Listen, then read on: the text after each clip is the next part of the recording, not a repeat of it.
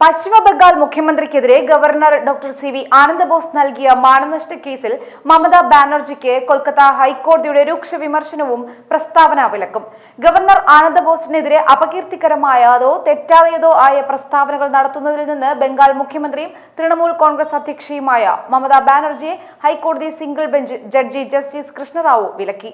ഒരു വേദിയിലും ഇത്തരം പരാമർശങ്ങൾക്കെതിരെ സ്വയം പ്രതിരോധിക്കാൻ കഴിയാത്ത ഭരണഘടനാപരമായ അധികാരിയാണ് ഗവർണറെന്നും അപകീർത്തികരമായ പ്രസ്താവനകൾ നടത്തുന്നതിൽ നിന്ന് പ്രതികളെ തടഞ്ഞില്ലെങ്കിൽ അത് ഗവർണർക്ക് നികത്താനാവാത്ത നഷ്ടവും പരിക്കും ഉണ്ടാക്കുമെന്നും ചൂണ്ടിക്കാട്ടിയാണ് ഇടക്കാല ഉത്തരവ്.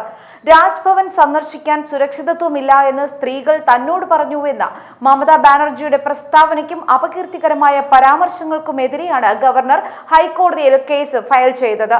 മുഖ്യമന്ത്രിക്ക് പുറമെ 2 TMC MLA-മാരെയും TMC നേതാവ് കുനാൽ ഘോഷിനെയും കേസിൽ പ്രതി ചേർത്തിട്ടുണ്ട്.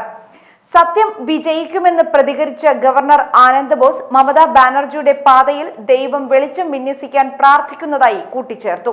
ബംഗാൾ ജനതയെ സേവിക്കുന്നതിനായി താൻ സ്വയം സമർപ്പിക്കുന്നുവെന്നും അദ്ദേഹം പറഞ്ഞു. കോടതി വിധിയുടെ സംക്ഷിപ്ത രൂപം ഇതാണ്. വാദിയായ ഗവർണർ ഒരു ഭരണഘടനാ അധികാരിയാണ്. സോഷ്യൽ മീഡിയ പ്ലാറ്റ്ഫോമുകളുടെ പ്രയോജനം ഉപയോഗിച്ച് തനിക്കെതിരെ പ്രതികളായ മമതാ ബാനർജിയും മറ്റുള്ളവരും നടത്തുന്ന വ്യക്തിപരമായ ആക്രമണങ്ങളെ നേരിടാൻ അദ്ദേഹത്തിന് കഴിയില്ല. വാദിക്കെതിരെ ആരംഭിച്ച ക്രിമിനൽ പരാതി കോടതിയുടെ പരിഗണനയിലാണ് എന്ന് പ്രതികൾക്ക് അറിവുണ്ടായിരുന്നു. വാദിയുടെ പ്രശസ്തിക്ക് കോട്ടം വരുത്തുന്നതിന് വേണ്ടി അശ്രദ്ധമായ രീതിയിലാണ് പ്രസ്താവനകൾ നടത്തിയിരിക്കുന്നതെന്ന് ഈ കോടതി അപലപിച്ചു.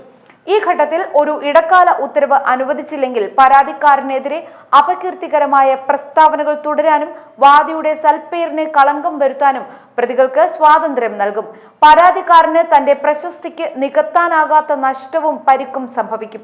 മേൽപ്പറഞ്ഞ കാര്യങ്ങൾ കണക്കിലെടുത്ത് പരാതിക്കാരനെതിരെ അപകീർത്തികരമോ തെറ്റായതോ ആയ പ്രസ്താവനകൾ നടത്തുന്നതിൽ നിന്ന് പ്രതികളെ തടഞ്ഞിരിക്കുന്നു.